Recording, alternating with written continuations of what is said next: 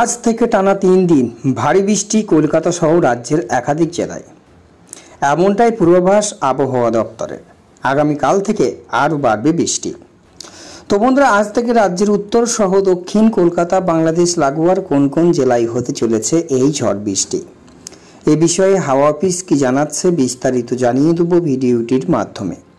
জানতে হলে ভিডিওটিকে শেষ পর্যন্ত দেখবেন। ভিডিওটি ভালো লাগলে লাইক করবেন।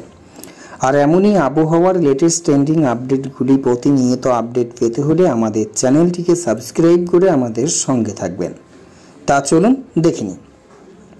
ভারী বৃষ্টি আপাতত চলবে।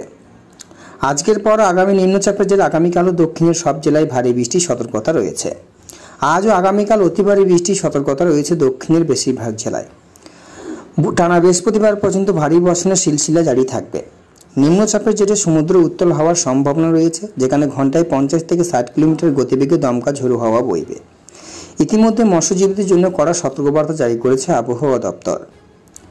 আজ পর্যন্ত পশ্চিমবঙ্গ, উড়িষ্যার মৎস্যজীবীদের সমুদ্রে যাওয়ার উপর নিষেধাজ্ঞা জারি রয়েছে। আজ ভারী বৃষ্টির সম্ভাবনা দক্ষিণে হুগলি, উত্তর দক্ষিণ 24 পরগনা, বাঁকুড়া, পূর্ব বর্ধমান, পশ্চিম বর্ধমান, বীরভূম, মুর্শিদাবাদ ও নদিয়ায়। এছাড়া বাকি দক্ষিণের সমস্ত জেলায় বৃষ্টির পূর্বাভাস রয়েছে।